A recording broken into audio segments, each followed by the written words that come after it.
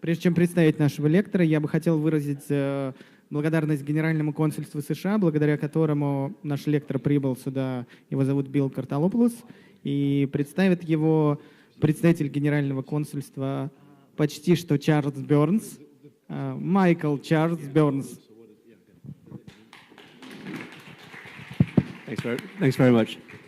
I just wanted to take a quick moment to introduce Bill and to let you know why the U.S. consulate is excited to bring Bill out. Я бы хотел два слова сказать, представить Билла и сказать, почему американское консульство очень радо привести Билла сюда. You know, in this current political environment, it's really important for us that you, the Russian audience, has the opportunity to interact with someone like Bill from the United States. В сегодняшней политической ситуации нам очень важно, что вы, русская аудитория, могли увидеть, послушать такого человека, встретиться с таким человеком, как Билл. And I hope you get a lot out of his lecture and have lots of questions for him and interact with him after the lecture. Thanks very much. Я надеюсь, что у вас будет множество вопросов к Биллу, и вы с ним встретитесь после лекции. And I'll hand over to Bill. Спасибо. All right, thank you very much. Thank you very much. I really appreciate the support of both Bumfest and the American Consulate in bringing me to St. Petersburg, Russia. Я очень ценю поддержку и Бумфеста, и американского консульства за то, что меня привезли сюда в Россию. I've been asked to speak today on the cultural status of comics in the United States. Меня попросили рассказать о культурном статусе комиксов в Соединенных Штатах. And I'm going to talk about that both in terms of the present, but also in historical terms. Я буду говорить о сегодняшнем дне, но и об историческом контексте. Because I think it's impossible to understand the present situation without understanding the historical situation. Я думаю, невозможно говорить о сегодняшней ситуации, не понимая историческую ситуацию. I do a lot of work in the comics field in the United States. Я много делаю работы в области комиксов в США. One of the projects that I work on is an annual comics anthology called Best American Comics. Одна из тех вещей, которые я делаю, это антология лучшего американского комикса, которая выпускается ежегодно. This is a book that comes out every year. It's a hardcover collection of the best comics from the previous year. Это каждый год выходит эта книга. Это сборник лучших комиксов предыдущего года в в твердой обложке. This is the 2017 edition, which actually hasn't been published in the United States yet. It's coming out in like 3 weeks. Она выходит только через 3 недели в Соединенных Штатах, она еще не вышла. Of course, as you can see from the cover, the artist who drew the cover is feeling a little bit like this year is 1984 and not 2017. Как вы видите по этой обложке, художник, который делал обложку, чувствует, что это не 2017 год, а 1984. So the book is timely in many ways. Timely. Да, ну то есть книга очень вовремя выходит. But as I said, this is a book that comes out every year. These are some of the previous volumes. Это несколько обложек предыдущих томов.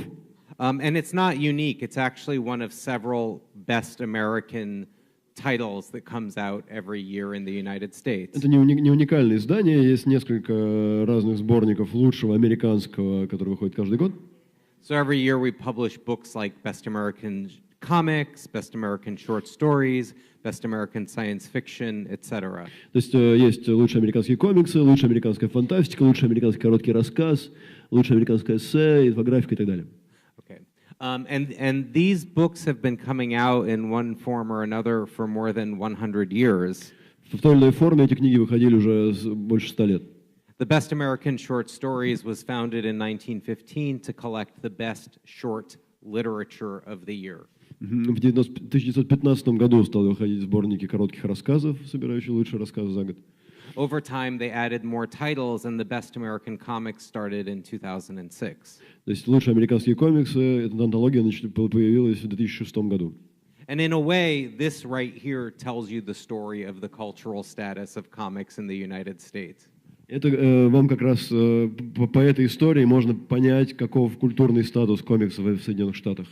Literature, written prose literature, has enjoyed a high level of cultural status for a very long time, whereas comics have only achieved this type of status recently.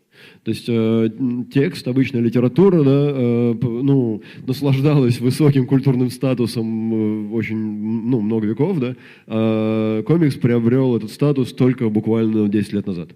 Okay. Ну, последние годы. So I'm going to use this very annoying textual slide occasionally. Я в не буду возвращаться вот к этому очень неприятному слайду. Because this is a slightly complicated subject, because when I think about cultural status, I think of it in a few different ways. Когда я думаю о культурном статусе, я думаю о нем несколькими разными способами. So when I'm thinking of a historical artwork, I might first think of its status as art. То есть первым делом, когда я думаю об историческом каком-то произведении, да, я думаю, то есть можно ли считать, обладает ли оно статусом искусства? Which is to say, is it a work of art regardless of genre? Is it regardless of whether it's painting or literature or comics? Можно считать ли его произведением искусства независимо от жанра, независимо от того, это живопись или комикс или что угодно. And then there's the question of form versus culture. Is it a work of art in the sense that it has artistic qualities, but also does the culture agree that it's a work of art? То есть здесь есть как бы формальные признаки искусства, да, можно ли считать это произведением искусства, то есть есть ли в нем признаки искусства и считает ли общество его искусством, то есть есть ли у него культурный статус искусства. And then we can say the same thing about something that's a comic. Does it have the form of a comic? Is it made out of pictures in sequence combined with text? То есть то же самое можно сказать о комиксе. Есть ли у него формальные признаки, то есть это картинки, сопровождаемые текстом, в каком-то количестве, расставлены одно за одним, одна за другой. And then we want to talk about, is it the type of thing that the culture considers a comic? И при этом есть еще вопрос, считает ли общество это комиксом, да? То есть если у него те свойства, которые общество считает необходимыми для комикса. In other words, there are some things that are images in sequence, but they don't fit the cultural image of comics. То есть есть вещи, которые являются последовательностью картинок с текстом, но они не отвечают представлениям общества о комиксе. And we'll look at some examples of those. Мы увидим несколько примеров этого. And then we can ask more generally, is a work of art or a comic, is it considered part of high culture? Or is it part of low culture or mass culture? То есть при этом нам еще важно понять, может ли это считаться частью высокой культуры или частью низкой массовой культуры. Okay, it's good that I'm getting a little exercise here. Хорошо, что я упражняюсь немножко здесь. Okay, so for me, as a kind of example of a work that satisfies all of these conditions, I would think of something like Mouse by Art Spiegelman. То есть для меня один из примеров того, что отвечает всем этим условиям, это Маус Арта Шпигельмана. I don't know if everyone has read this book, but this is probably the most highly admired graphic novel in the United States. Я не знаю, все ли читали эту книгу, но в Соединенных Штатах это наиболее высоко ценимая, наиболее уважаемая графическая новелла Соединенных Штатов. I think it was first published in Russia maybe 3 or 4 years ago. В России примерно она вышла 3-4 года назад. And for those of you who haven't read it, Mouse is the story of Art Spiegelman's parents' experience in the Holocaust during World War II. Если вы вдруг не знаете, да, то это история родителей Арта Шпигельмана и их, того, как они пережили Холокост во Второй мировой войне. And the way that he tells that story is he depicts the Jews as mice and the Nazis as cats. То есть он показывает евреев мышами, а нацистов котами. Okay, so if we look at Mouse in the context of this system of codes here, если мы посмотрим на Мауса в этой системе кодов, да, то он отвечает и формальным, то есть it's a work that actually satisfies all of these conditions. То есть это история, которая отвечает всем предложенным условиям. In other words, it is certainly a work of art, and it's considered by the culture to be a work of art. То есть это безусловно произведение искусства, и общество согласно, что это произведение искусства. It is certainly a work in the comics form, and the culture recognizes that it's a comic. То есть это безусловно по форме комикс, и общество тоже признает, что это комикс. And it's part of high culture in that it's been exhibited in museums and won many prizes. Это высокая культура в том смысле, что эту работу показывали в музеях, и она выиграла важные призы, премии. But it's also part of mass culture in the sense that it's an accessible work that's popular, that the general reading public enjoys reading. То есть и при этом это массовая культура в том смысле, что это известная вещь, популярная, доступная, и широкий читатель ее любит и понимает. Okay, and it's very rare for a comic to meet all of these conditions. Очень редко можно найти комикс, который отвечает всем этим условиям. Okay, let's look at some history. Давайте посмотрим на историю. If we look at the history of comics, we have to go back in America, we actually have to go back a little bit to the history of comics in Europe to understand it. То есть прежде чем говорить об истории комиксов в Америке, нам придется вернуться в Европу, чтобы что-то понять. So, but from the 15th to the 19th century, there was a very popular genre of essentially posters that told visual stories. С 15 века до 19 века, да, был очень популярный жанр таких плакатов, да, которые рассказывали популярные истории. Things like the Imagerie d'Épinal from France or the Fliegen de Blätter from Germany. Sorry. It's okay. Ну, короче, Imagerie d'Épinal. I don't know what that means, sorry. It's okay, don't worry about it. Я не знаю, как это перевести, простите. And anyway, it doesn't matter. Okay, these examples are from France and Germany. Это из французской и немецкой культуры. Okay. Now, in the 19th century, an important Swiss writer and artist named Rudolf Topfer saw new potential in this art form. То есть в XIX веке важный автор Рудольф Топфер увидел в этой форме потенциал. Topfer, in the mid-19th century, wrote and drew several early graphic novels. В середине XIX века Топфер написал несколько ранних графических новелл. And when we look at the work that he produced, it actually seems surprisingly modern. Если мы посмотрим на его работу, она выглядит удивительно современной. So, for example, here he has a character who's going in an apartment building and going from floor to floor trying to sell encyclopedias. Здесь персонаж приходит в жилой дом и идет с этажа на этаж, пытаясь продавать энциклопедии. And in each of these subsequent images becomes more and more abstract as the character goes higher and higher up into the building. То есть по мере того, как он поднимается вверх, выше по этажам, персонаж становится более абстрактным. In a way, each image becomes more and more a reference to the previous image. То есть каждый следующий фрейм становится отсылкой к предыдущему кадру. And the overall composition emphasizes the sort of boring repetition of this activity. То есть вся эта композиция подчеркивает скучное повторение этого действия. There's a similar page where characters are toasting one another over and over again. Есть похожая полоса, где персонажи поднимают тосты снова и снова друг за друга. And the images become more and more abstract as the characters get drunker and drunker and drunker. И изображение становится более абстрактным по мере того, как персонажи становятся более и более пьяными. So again, this is very modern and sophisticated compared to the type of work that preceded Topfer, for То sure. есть по сравнению вот с этими работами, это очень современная и очень сложная работа. But the whole idea of comics didn't really exist in 19th century culture. Но в культуре 19 века идеи комикса просто не существовало. And when Topfer tried to make a case for his work, he didn't try to claim that it was artistic. И когда он пытался защищать свою работу, он не говорил, что она художественна, он не говорил, что это искусство. Instead, he made a practical argument that comics like his could be useful for educating the lower class and children. Вместо этого он как бы аргументировал тем, что защищал свою работу тем, что она может быть полезна, функциональна в образовании низших классов и детей. So here you see an artist who is kind of accepting that his work is doomed to suffer a low cultural status. То есть мы видим работу художника, который понимает, что его творчество обречено на статус низкой культуры. Now, work like Topfer's continued to appear in 19th century magazines in Europe. То есть работа, подобная работе Топфера, появлялась в журналах в конце XIX века в Европе. And the artists who produced work like this influenced American artists. И художники, которые производили подобные вещи, да, они сильно повлияли на американских художников.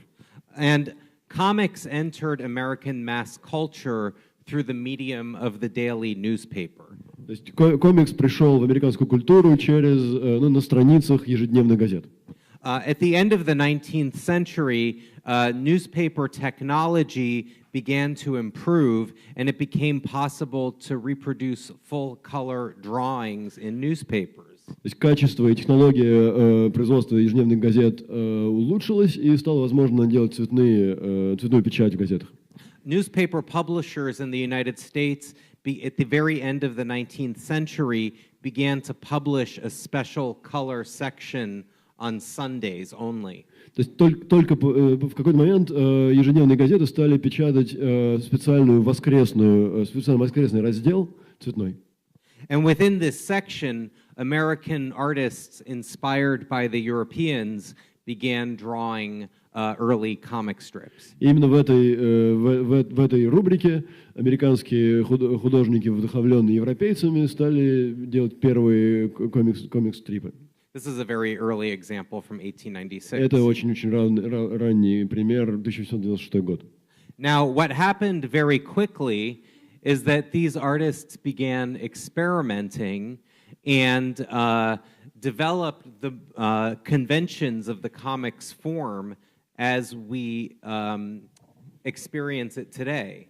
И очень быстро произошло вот что. Эти художники стали экспериментировать и развивать форму комикса, да, ближе к тому, что мы знаем, как мы знаем и сейчас.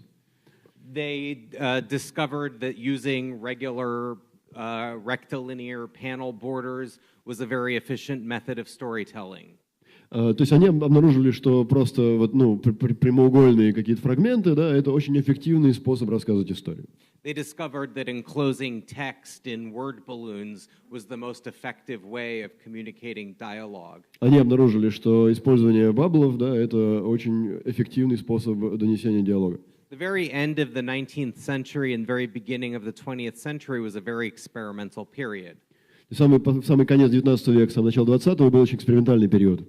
But these artists were experimenting with form. Эти художники экспериментировали с формой. But the content itself was often very simple. Но само содержание часто было очень простым. It tended to be humorous content, sometimes with humorous violence. Это были юмористические истории с юмористическим насилием. And the characters tended to be humorous stereotypes, often of different ethnic groups. И персонажи были юмористические стереотипы, часто изображающие ту или иную этническую группу. One critic of the early comic strips wrote, "The average editor of the weekly comic supplement should be given a course in art, literature, common sense, and Christianity." Один из первых критиков ранних комиксов писал: любой издатель ежедневных комиксов, ежедневной рубрики комиксов должен пройти курс искусства, литературы, разумности и христианства. In other words, the cultural authorities of the time thought that the comics were somewhat offensive. То есть, короче, культурные авторитеты тогдашние считали, что комиксы оскорбительны. There were some exceptions, particularly the work of Winsor McCay. Были исключения, в частности, работа Уинзора Маккея. His Little Nemo in Slumberland was very beautifully drawn, and even those critics agreed that this was an exception. Малыш Немо в «Сонной стране» был замечательно, восхитительно красив, да, и даже критики комиксов для него готовы были сделать исключение. Nevertheless, as the comic strips were first developed in the Sunday newspaper, their cultural status was very much in question. То есть, несмотря на то, что они были, они развивались в воскресных газетах, их культурный статус был под большим вопросом. So we can say for the first time that we have work that is considered comics by the culture and meets the formal conditions of comics. То есть это мы видим здесь, что эти комиксы отвечали представлениям общества о комиксах и формальным представлениям о комиксе. It's possible to say that some of them, like the work of Winsor McCay, met the formal conditions of art. Можно сказать, что некоторые из них, в частности, работы Уинзора Маккея, отвечали формальным представлениям об искусстве. But they definitely would not have been considered art by the culture. Но, несомненно, они не соответствуют представлениям общества об искусстве. These were definitely not part of high culture, they were part of mass Они culture. очевидным образом были частью массовой и низкой культуры. And then the question at the time was, is this an acceptable or unacceptable part of mass culture? То есть вопрос был в том, не в том, высокая это культура или низкая, а в том, насколько это приемлемая или неприемлемая часть низкой культуры. Okay.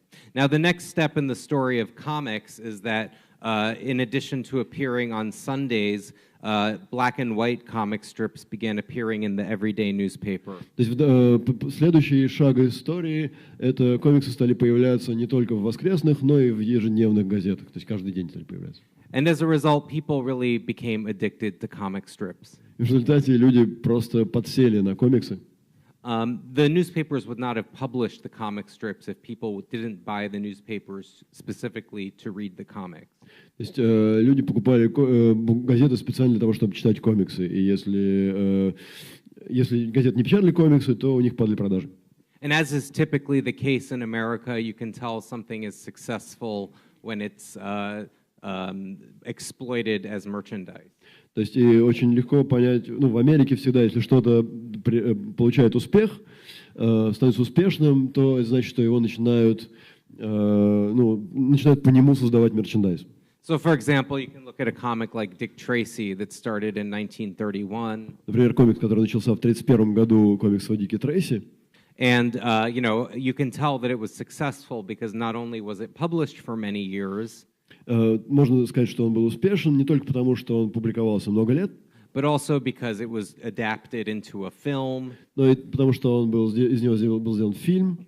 And it was the basis of merchandise. И, игрушки, какие-то дополнительные сопутствующие товары были сделаны. And because America is a country that loves guns, we had Dick Tracy toy guns for children. То есть, поскольку Америка обожает оружие, да, были специальные ружья Дика Трейси для детей игрушечные.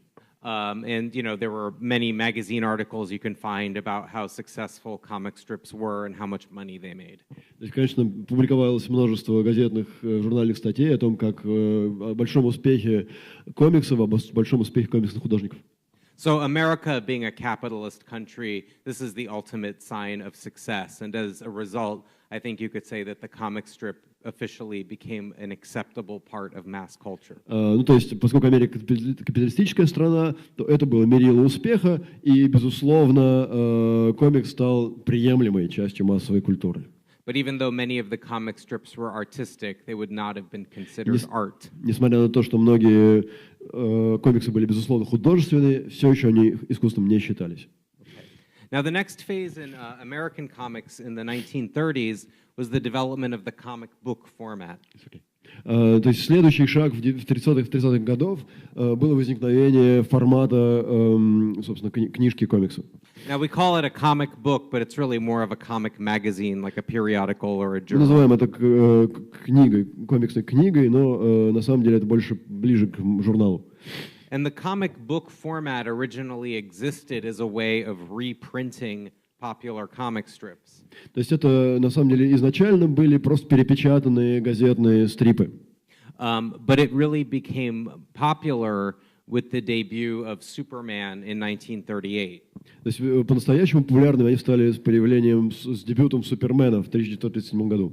Superman, unlike the other comic books, was something that you could only read in the comic book format. В отличие от других стрипов, от других комиксов, Супермена можно было прочитать только в формате книжки. То есть стрипа не было. So not only was it a character that you could only read in comic books, the superhero was a genre that only existed in comic books. Мало того, что это был герой Супермен, который существовал только в книжках, это и жанр, как жанр существовал только в виде комикс-книжек. So the success of Superman established the comic book format as a site for new material. То есть успех Супермена обеспечил успех самому формату книги комикса. And of course, the success of Superman inspired many other publishers to publish superhero comic books. Разумеется, успех Супермена вдохновил других издателей публиковать книги о других супергероях. Perhaps you've heard of some of these characters. Наверное, вы знаете некоторых из этих героев. Between 1938, there were many new superhero characters, including Captain America, Wonder Woman, and Batman. Уже тогда появились Капитан Америка, Чудо-женщина и Бэтмен. Okay.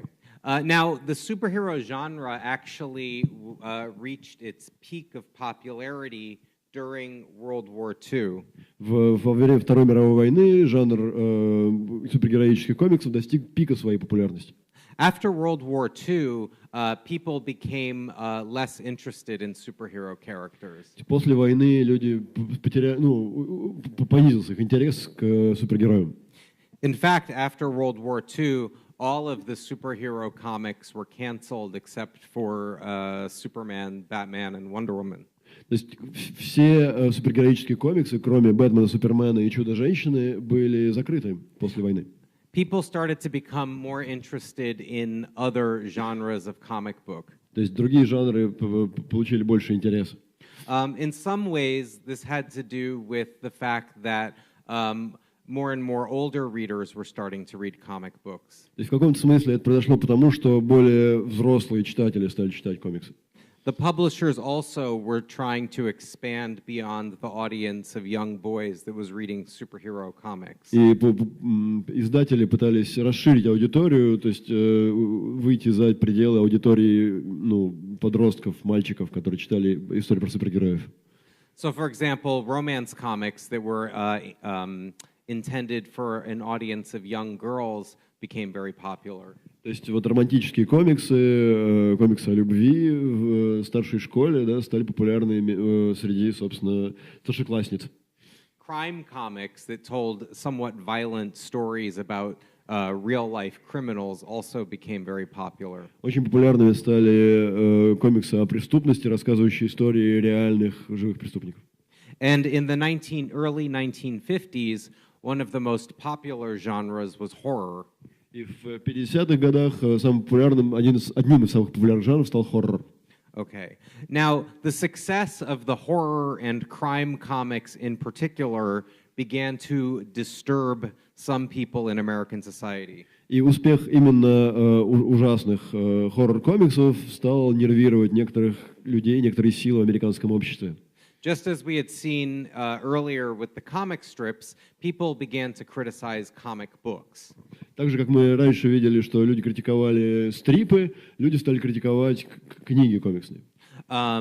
In particular, a psychologist named Dr. Frederick Wortham wrote many negative articles about comics. Психолог по имени доктор Вортам написал множество гневных статей о вреде комиксов.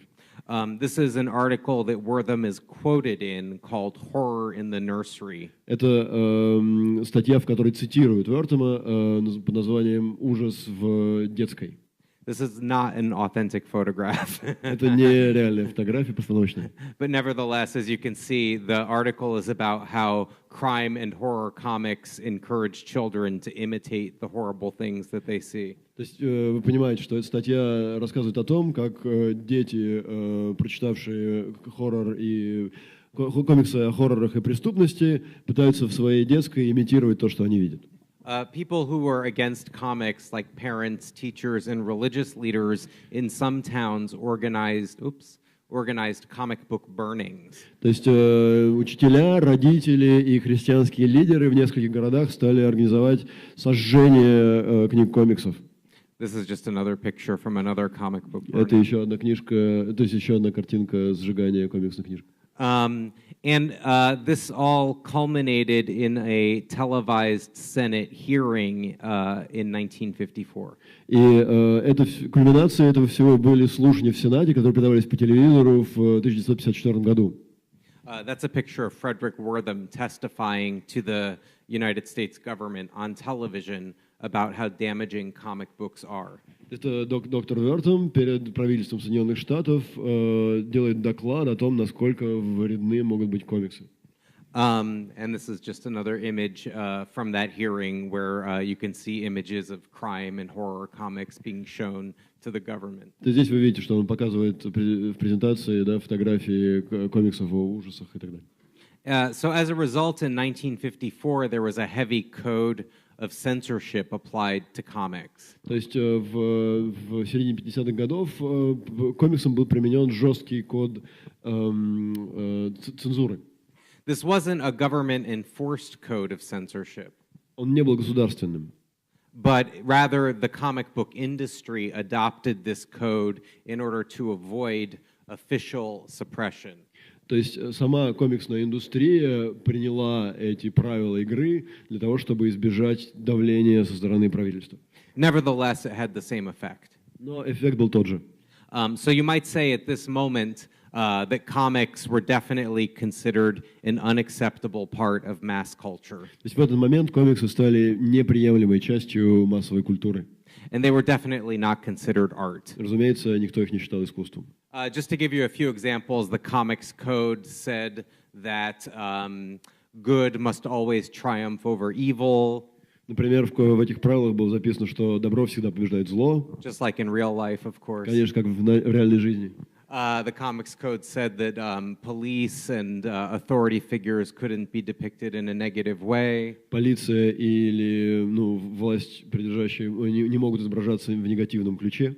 And certainly a lot of innovation ended in the comic book field. И, разумеется, инновации с этим закончились в поле комиксных книг. All of the crime and horror and many romance comics disappeared. И комиксы о преступности, и комиксы о любви, и комиксы об ужасах все исчезли. And as a result, for many years in the United States, there was a perception that comics were only for children. И на много лет установилось представление, что комикс существует только для детей. Because essentially the Comics Code insisted that if a comic book were to be distributed, then it should be child appropriate.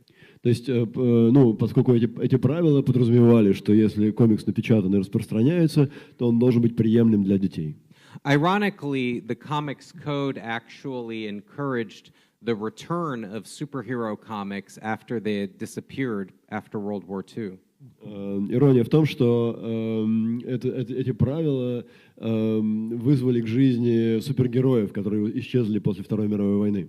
Because now the crime and the horror and the romance comics had mostly disappeared. То есть потому что жанры романтики и хоррора и преступности просто исчезли. And the superhero genre is actually very good at showing simplified stories of good versus evil without realistic violence. И как раз история про супергероев идеальна для того, чтобы показывать историю о борьбе добра против зла без реалистичного насилия. So as a result, many of the old superheroes returned, like Superman, Batman, etc. Супермен, Бэтмен и так далее вернулись. And then we also see in the early 1960s, after the imposition of the Comics Code, the invention of many new heroes. Ну и, разумеется, после внедрения этих правил, этого кода, мы видим появление многих новых супергероев. In particular, the emergence of Marvel Comics with Spider-Man, the Hulk, the Fantastic Four, the Avengers, etc. То есть появилась студия Marvel, Hulk, Spider-Man, Фантастическая четверка и так далее. Okay.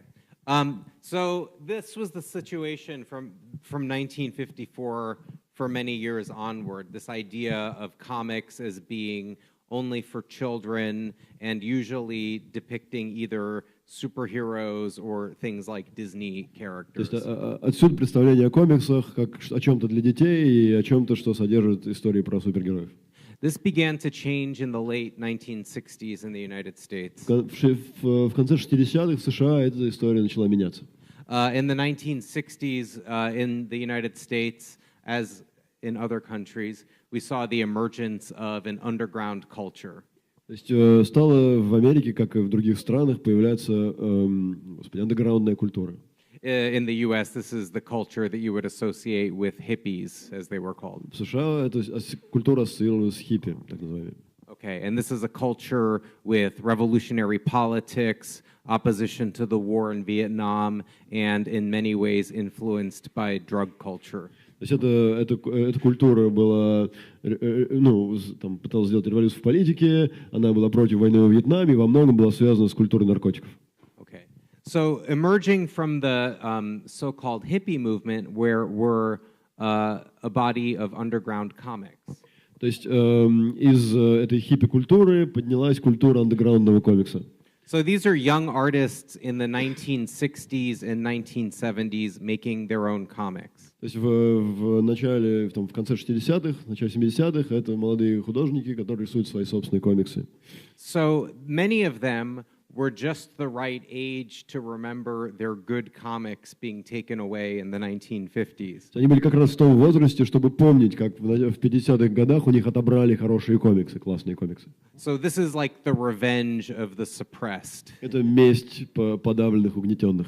So now you have this youth revolutionary movement producing comics for adult readers. То есть это было молодежное революционное движение, рисующее комиксы для взрослых. And these comics reflect countercultural values. И они, конечно, подчеркивали ценности контркультуры. So these comics were about hippie culture, they were about drug culture. Они были о культуре хиппи, о культуре наркотиков. They were about protesting the Vietnam War or overturning society in some way. То есть они были и о протестах против Вьетнамской войны, и в целом о протесте против общества. They represented voices from gay culture and feminist voices that were excluded from mainstream culture. То есть в них появлялись голоса из гей-культуры и феминистской культуры, которые в мейнстриме были просто не слышны, задавлены. And they were generally satirical and critical of American society. И в целом они были сатирические и критические по поводу американского общества. This image, I think, reflects, in humorous terms, the public perception of hippie culture at that moment. То есть эта картинка хорошо отражает представление американского общества о культуре хиппи в ироничном ключе. That the hippie is this frightening figure who's going to mesmerize the vulnerable children of conservative America. То есть ужасный хиппи зачаровывает детей консервативной Америки. Okay. So anyway, you can see that, again, the underground comics do not fit easily into this cultural rubric. They're definitely comics, but they're not comics the way the culture thinks about comics. They're not superheroes, they're not for children. То есть в данном случае тут сложная ситуация, потому что формально это комиксы, но общество не считает их комиксами, потому что комиксами считает общество комиксы про супергероев и для детей. They're very artistic in some cases, but the culture doesn't consider them art. В некоторых случаях это высокое искусство, но общество так не считает. They're not really part of high culture or popular culture. They're part of a subculture. То есть в данном случае это не высокая культура и не низкая культура, а это субкультура и контркультура. And they're generally considered unacceptable by both high culture and mass culture. И массовая культура, и высокая культура все считают это неприемлемым. Okay. Nevertheless, the underground comics really liberated the concept of comics after 14 years of the Comics Code. После 14 лет вот этого жизни под кодом комиксов, андеграундные комиксы действительно освободили культуру комикса. And the underground comics of the 1960s and 1970s cleared the way for the next generation of comics artists. И вот эти андеграундные комиксы 60-х, 70-х годов расчистили путь до следующего поколения художников комикса. You might say that finally we're getting to Art Spiegelman, and you might say that he helped create the next wave of comics. Можно сказать, мы подходим к Арту Шпигельману, и он, конечно, создал следующую волну комиксов, следующую волну художников комиксов. In fact, Spiegelman had been drawing experimental comics during the underground period of. Во времена андеграундного комикса Шпигельман рисовал очень экспериментальные комиксы. And then in 1980, he and his wife, Françoise Mouly, started a new anthology magazine. В 80-м году он и его супруга Франсуаз Мули основали антологию комикса Raw. Raw magazine was intended to be a place for experimental avant-garde comics by people like Gary Panter. То есть это была территория для экспериментального авангардного комикса от художников таких как Гэри Пентер. It was also the place where Spiegelman was serializing in chapters the book Mouse that he was drawing. И в Raw Шпигельман уже печатал кусками свою историю про Мауса. Okay. So after serializing Mouse in chapters, he collected the first part as a book in 1986. В 1986 году он впервые собрал фрагменты в книгу, и первый раз ее издал. This was the first half of what would eventually be a complete book. Это была первая часть того, что стало в дальнейшем целой книгой. And Mouse was published by a mainstream book publisher that typically published literature. Она была издана у издателя, который традиционно публиковал обычную литературу. Now, Mouse at the time was shocking to the general public for a number of reasons. В тот момент Маус шокировал публику сразу по нескольким пунктам. Even after the underground comics, there was still a perception that comics were for kids. Все еще бытовало представление, что комиксы — это для детей. And the idea that a comic book could address a subject like the Holocaust and World War II was still shocking. И вообще идея того, что такая форма, как комикс, может касаться такой темы, как Холокост, была шокирующей. And Spiegelman's choice to depict Jews as mice and Nazis as cats was seen as provocative. И идея показывать евреев мышами, а нацистов котами казалась провокационной.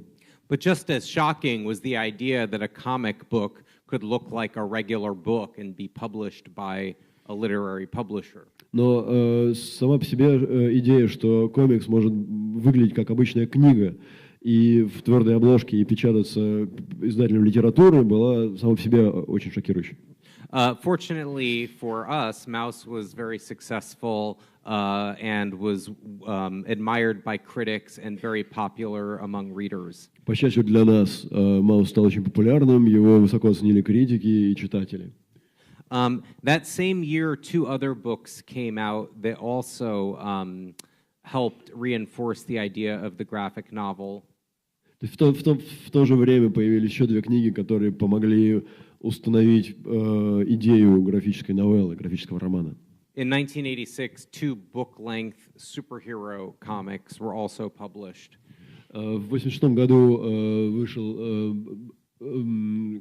«Хранители» и «Бэтмен The Dark Knight», да, «Возвращение темного рыцаря». So Batman: The Dark Knight Returns was a long graphic novel featuring a Batman story with adult content. «Бэтмен. Возвращение темного рыцаря» был длинной историей, да, с приключениями, собственно, Бэтмена, который с очень взрослым содержанием. Watchmen was also a long graphic novel about superheroes, but again with adult content and themes. То же самое касается «Хранителей», да, это была история про супергероев, но со взрослыми темами. So these two books appeared the same year, 1986, as the first volume of Mouse. Они появились, все три книги, и «Маус», и «Бэтмен», и «Хранители» появились в одном году, в 1986. So these books together established the idea of the graphic novel as a place for, as a format where one could read comics with adult content. То есть эти книги, ну, ввели идею, да, о том, что это может быть взрослая книга со взрослым содержанием. Now, in 1991, the second half of Mouse was published as a second volume. В 1991 году вышел второй том «Мауса». And the following year, Mouse won the Pulitzer Prize, which is a prize that normally is only given to literature. И в 1992 году Маус получил Пулитцерскую премию, которая традиционно вручается на обычной литературе. So up till now, Mouse is still the only comic book that's won this prestigious American award. До сегодняшнего дня это единственный комикс-лауреат Пулитцерской премии.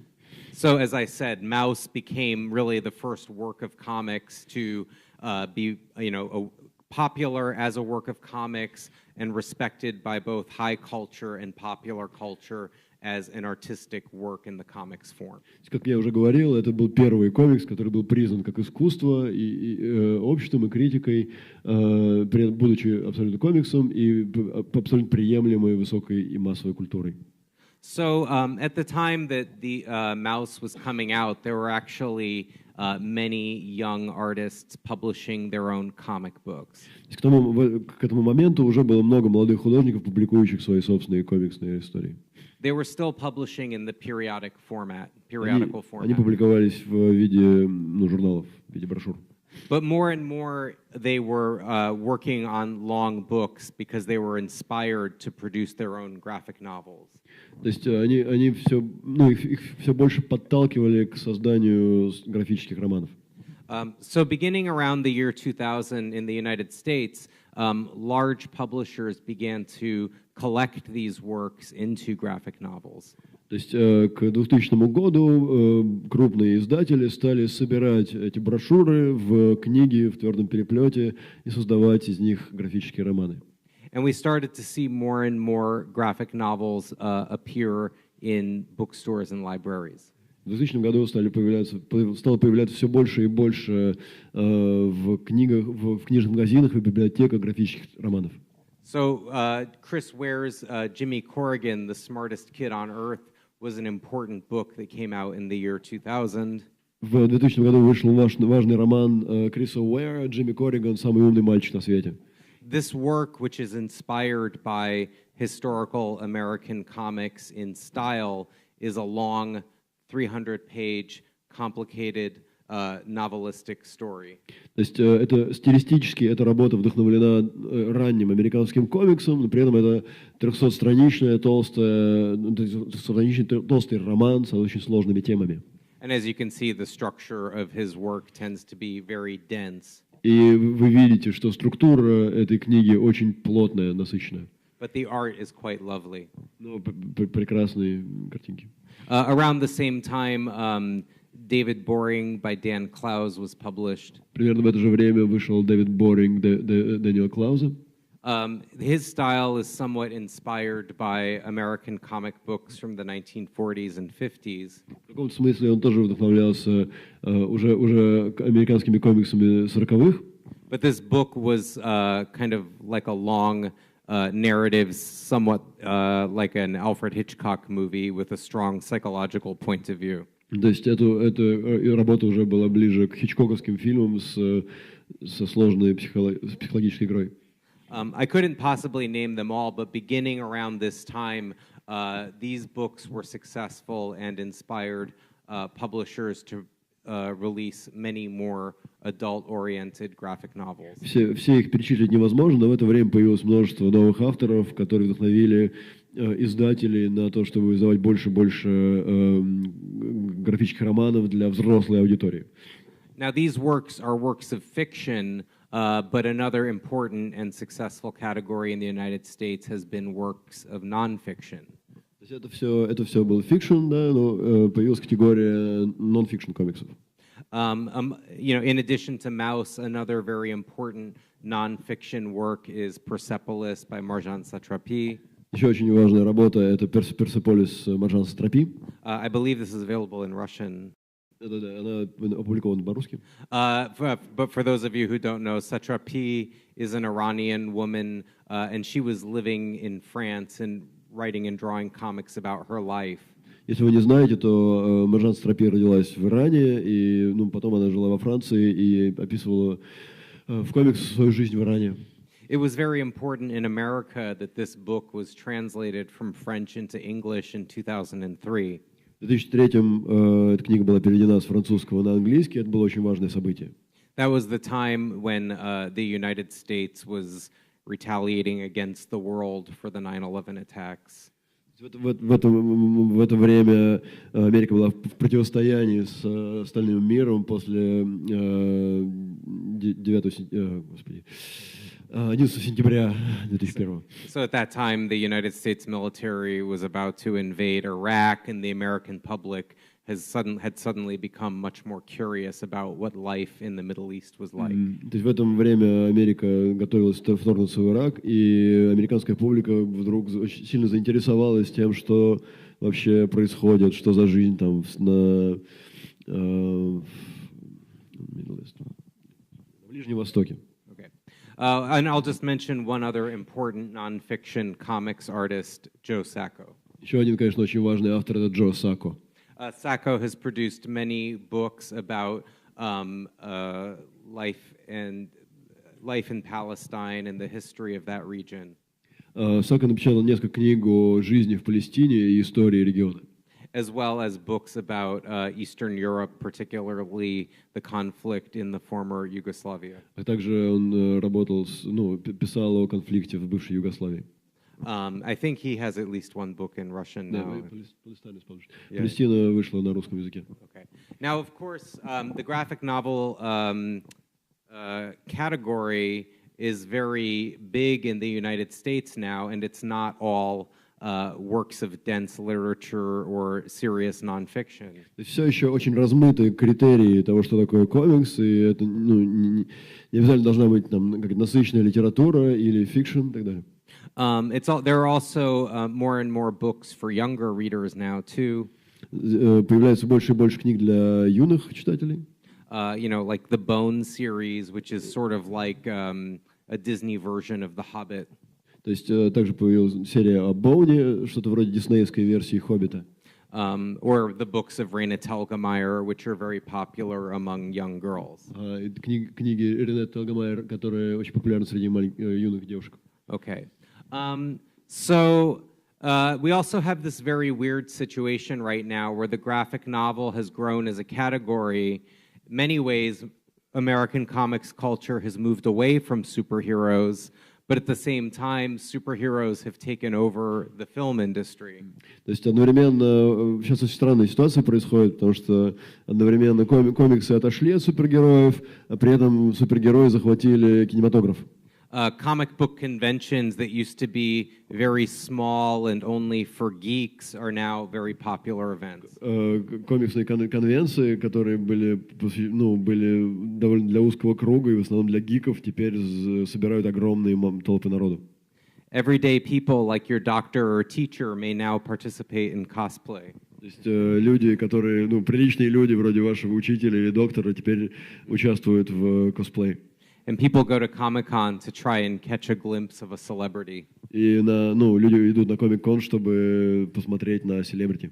And it's very strange because now many people go to Comic-Con, but they don't necessarily read comic books. То есть люди идут на Комик-Кон, да, хотя вообще не интересуются комиксами и читают их.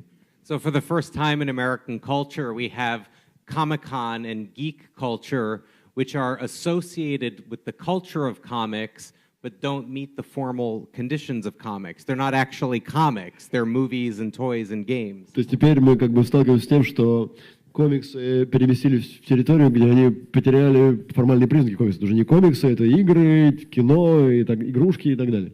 So we have this bizarre condition now where the form of comics and the culture of comics don't necessarily coincide. То есть форма комиксов и культура комиксов не совпадают. Now, I just want to mention just one other phenomenon before we finish. Еще один феномен, о котором я хочу рассказать, пока мы не закончили. Because we've talked a little bit about the graphic novel, which, as we've seen, it has been embraced by literary culture. Как мы видели, комикс, впустила в себя культуру литературную. So, for example, Spiegelman's Mouse is considered prestigious because it won a prize that normally goes to literature. То есть Маус считается престижным, считается важным, потому что получил престижную литературную именно премию. But comics aren't just literary. Но комиксы не только это не только литература. They have narration and writing, but they're also visual. В них есть, конечно, текст, в них есть письмо, но в них важен и визуальный элемент.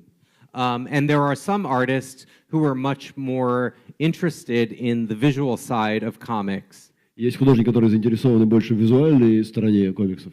In particular, there's a young international generation of comics who are artists who are innovating, particularly on the visual side. То есть целое поколение, международное поколение молодых художников, которые изучают и как бы развивают комикс именно по визуальной стороне.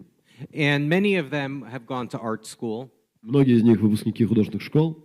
And many of them are familiar with the history of art and with contemporary art. Многие из них знакомы хорошо с историей искусства, с современным искусством. And they're interested in making comics that address the art using ideas that they associate with fine art. И они заинтересованы в том, чтобы создавать комиксы, используя те идеи, которые пришли из современного искусства. So these are just a few examples, but there are many. This is Christopher Forgs. Это Кристофер Форгс. Austin English in the United States. a Croatian artist named Dunja Jankovic, хорватский художник Дуня Янкович, and another American, Aidan Koch. Эйден Кох. You can find many more examples of work like this. Примеров такой работы довольно много сейчас можно найти. So in a way, you might say that comics have already achieved the status of literature, but now they're trying to achieve the status of art. То есть можно сказать, что комиксы достигли стадии, когда их принимают как литературу, но теперь они пытаются достичь статуса искусства. So the literary world has embraced comics that have a strong narrative point of view. То есть литературный мир принял комиксы, в которых есть сильный повествовательный элемент.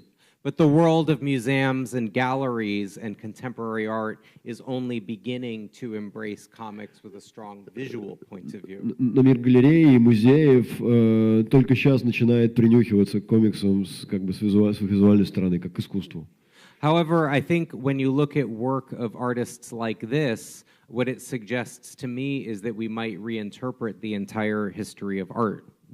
То есть эти комиксы пытаются реинтерпретировать всю историю искусства через комикс. So, for example, when you look at works from art history, you can find many works that actually resemble the new comics that visually oriented artists are making today. То есть, если заглянуть в историю искусства, мы найдем работы, которые напоминают о сегодняшних художниках комикса, то есть о работах сегодняшних художников комикса. So, for example, this sequence by Picasso tells a narrative, an abstract narrative about the abstraction of a form. То есть вот эта серия развоплощения быка у Пикассо, да, она как раз рассказывает это абстрактное повествование о превращении быка в абстракцию. Or this sequential work by the American feminist artist Ida Applebrug suggests other possibilities for repetition and dimensionality in comics. Вот эта работа Иды Аппельброг, которая сделана в 1929 году, она предлагает новые формы последовательности, да, для комикса. You know, one of my favorite examples from the history of avant-garde graphics are the Roshta windows by Mayakovsky and others. Один из моих любимых примеров последовательного искусства в истории искусства — это окна роста Маяковского и Родченко. Now, this is not work that people necessarily would have called comics in the past. В то время, конечно, никто не назвал бы это комиксами. But I think we can now look at work like this and see it as a type of comic. Но сейчас мы можем посмотреть, оглянуться на них и увидеть их как вид комикса. And I think ultimately, now that comics can be considered literature, we want to get to the point where comics can be considered art. В тот момент, когда мы уже решили, что комиксы достойны считаться литературой, мы должны дорасти до того момента, когда комиксы будут считаться искусством. And even further, I would say that maybe we want to get to the point where art can be considered comics. И дальше, чтобы искусство считалось комиксом. And I think if we can get to that point, the future is just as wide open as it was when Rudolf Topfer first started drawing in his sketchbook. И будущее настолько же открыто, как тогда казалось для Рудольфа Топфера в начале 19 века, когда он только рисовал комиксы. Okay, so thank you so much for being here today. I'm happy to answer any questions anyone Я may рад have. ответить на вопросы, если есть. Thank you.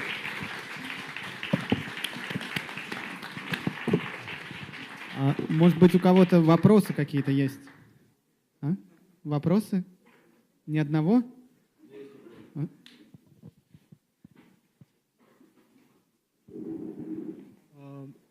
Понятно, почему в послевоенное время супергерои, людям хотелось видеть супергероев, и они обрели массовый статус. Вот как вы считаете, почему это происходит сегодня, и это практически самые популярные кинофильмы? Okay, no. Okay, it's understandable why comics acquire the mass status in the time of war. Yes, why superhero comics specifically acquired this popular status in the time of war. Why do you think it's happening now again? That's a good question. I do think that there is something that has to do with the history of the last 20 years. I think it's been commented upon by other people, and I agree that many superhero and science fiction movies seem like still responses to September 11th, 2001. То есть об этом уже достаточно много писалось, и я соглашусь с тем, что супергероические комиксы — это все еще ответ на 11 сентября. I mean, it's a very complicated subject, so I won't attempt to psychoanalyze all of the superhero comics at this moment. Я не буду пытаться заниматься психоанализом всех супергероических комиксов на этот момент. But I think there's something to that idea. Но в этом что-то есть. Можно я спрошу? Okay. У меня есть такой вопрос. Я сейчас I'll say it in Russian and I'll translate.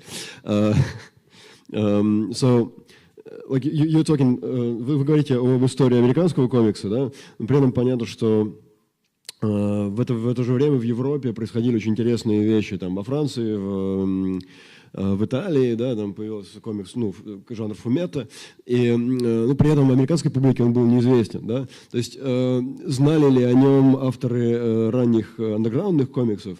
И, то есть, я знаю, что американцы, в принципе, не очень читают то, что приходит из Европы, да, но, вот для меня, мне кажется, что там просто стена, как бы, да, по Атлантическому океану проходит. Может быть, я заблуждаюсь. So my question is, like, when you're talking about the history of underground comics in America, yes, obviously it was all built on the kind of satirical, on the irony, addressed at earlier comics, yes, and addressed at the whole mass culture at the point. But at the same time, in the mid 20th century in Europe, in France and in Italy, there happened a lot of like really interesting things, like the emergence of fumetto comics and so on. So, were they of any influence on the American kind of comic artists, if not on the public?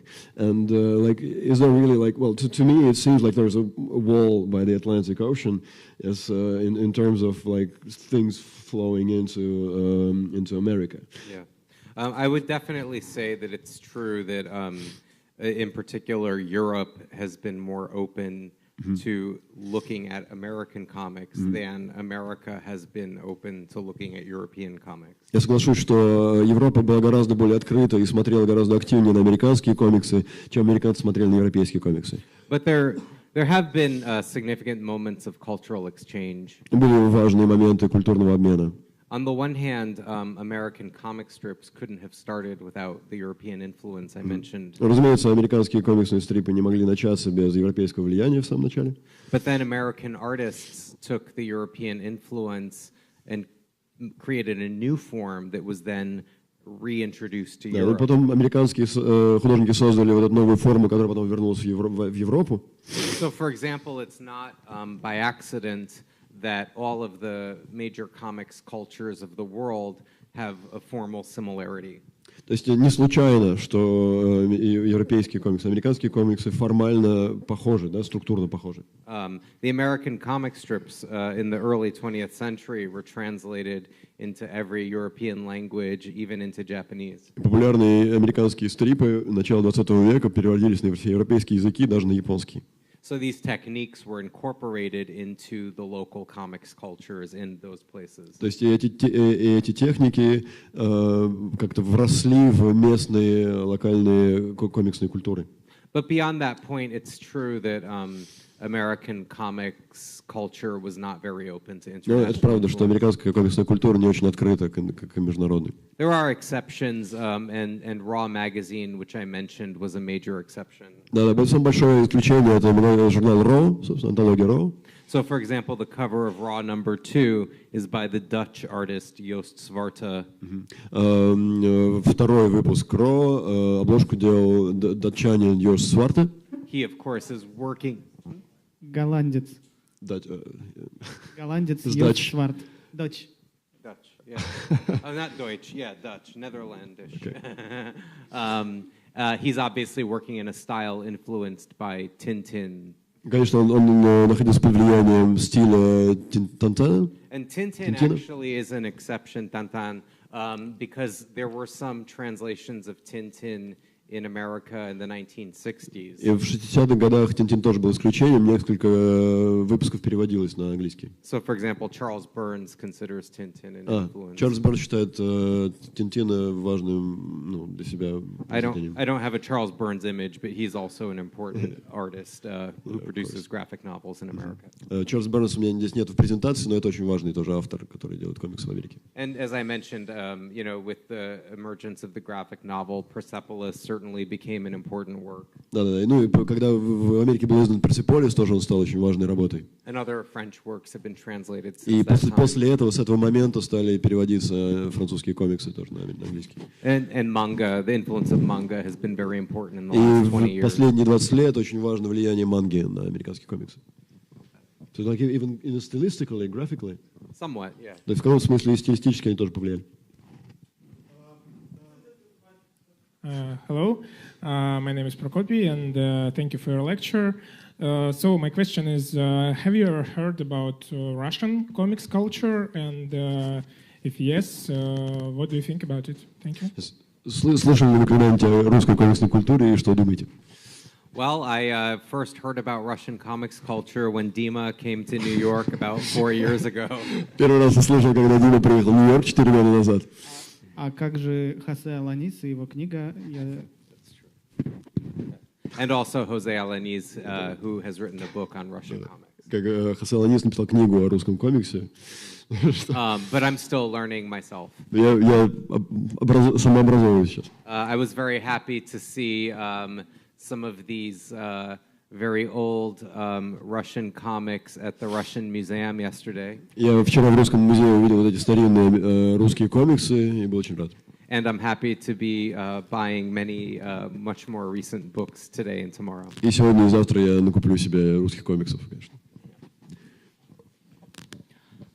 По какому принципу вы отбираете комиксы для сборника «Лучшие комиксы года»?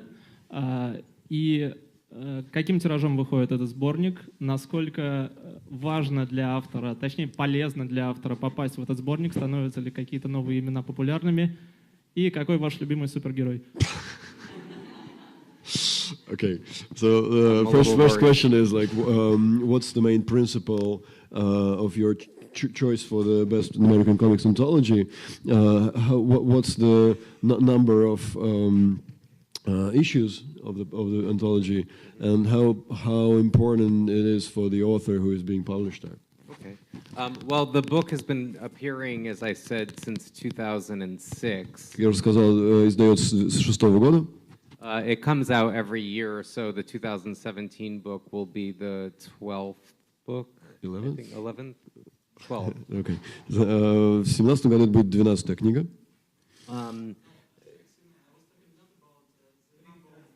About print run. Oh, the print run? It's about, I think it's 25,000 copies.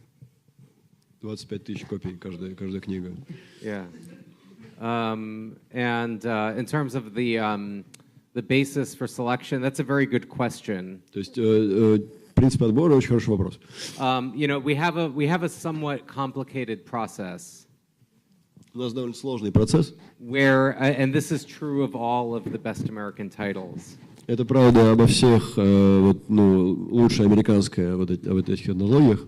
We have an open submissions address. Anyone can send their work for consideration. У нас открытый прием. Любой человек может присылать комиксы на просмотр. So I maybe will read like 1,000 comics that arrive for consideration. Я читаю примерно 1000 комиксов, которые прибывают. And then I select maybe like 120. Я выбираю примерно 120 комиксов. And then every year I collaborate with a special guest editor. Я каждый год сотрудничаю с гостем-редактором. So, and the guest editor is usually a well-known comics artist. Традиционно это какой-то известный комиксист. So I send my selection of about 120 pieces to the guest editor. Я отправляю ему эти 120 комиксов. And they select about 25 or 30 pieces to include in the final И они book. уже выбирают 25-30, которые войдут в этот том. The guest editor for this year's volume is Ben Kachor, who was here at Bumfest maybe 2 years ago, something. В этом году приглашенный редактор это Бен Кетчер, который приезжал на Бумфест пару лет назад. So he's the guest editor and I'm the series editor. So I work on it every То есть year. я старший редактор, а он приглашенный редактор. But every year I work with a different guest editor like Scott McCloud or Jonathan Lethem. То есть Скотт Маклауд был приглашенным редактором Джонатан Лидл. I hope that answers your question somewhat. There was another question, which is your favorite superhero? Oh, my favorite superhero? Kitty Pryde. Китти Прайд, любимый супергерой. Тут был еще вопрос. Последний, да, вопрос. Сейчас я дам микро. Вот translates, okay.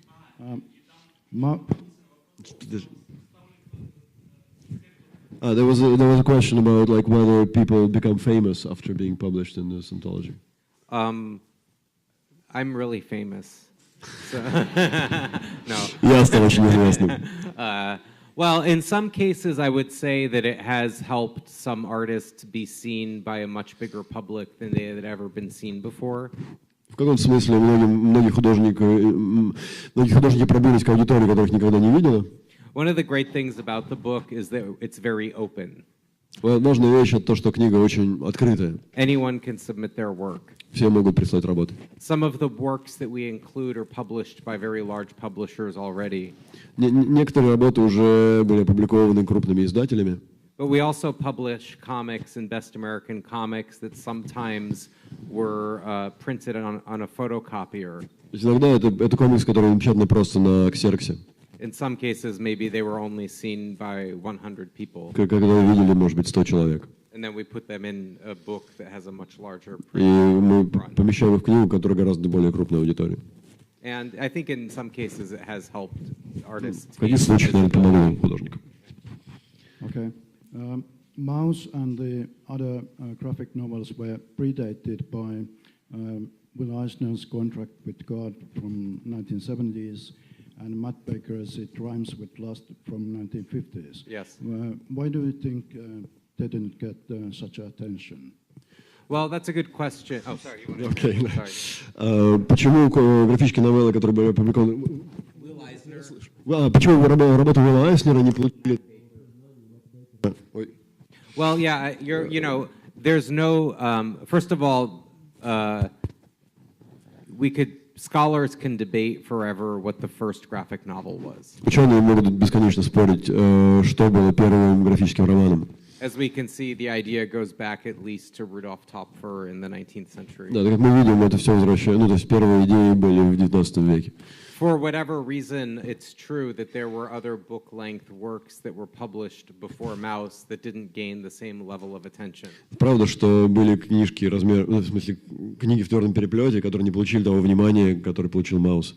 I think Will Eisner's A Contract with God was very influential to other comics artists. Я думаю, что контракт с Богом Уилла Айснера оказал огромное влияние на других комиксистов. But it was published by a small publisher and wasn't very widely seen by the public. Он был напечатан небольшим издателем, и широкая публика его не увидела. And I think also, for some reason, the public was simply ready to reevaluate comics at the time that Mouse came out. То есть мне главное, что мне кажется, что американская публика была готова пересмотреть свои взгляды на комикс как раз к тому моменту, как вышел Маус. I think some of it has to do with postmodern culture, which embraced things like appropriation and quotation and reference to older forms and disposable pop culture. То есть тоже к возникновению постмодернистской культуры, которая работает с цитатой, самоцитатой, с отсылками и так далее. It's also worth noting as a publishing strategy that Spiegelman published Raw at a very large size so that it looked more like an art magazine than a comic book. Важно еще то, что Спиглман, публикуя Мауса в Raw, они довольно большого формата были, и поэтому они выглядели скорее как художественный журнал, чем комиксы. Choices about graphic design and format can change the context for how a work is received. И то, как, собственно, выбор формата, выбор вообще дизайнерских решений может очень сильно изменить то, как мы воспринимаем комиксы в том числе. There are probably other reasons, but it's Наверное, есть- obviously a complicated subject. Да, если есть другие причины, в общем, это довольно сложный разговор. But those are the first few things I would think of. Первые мысли. Да. Спасибо. Давайте поблагодарим Билла. Thank you.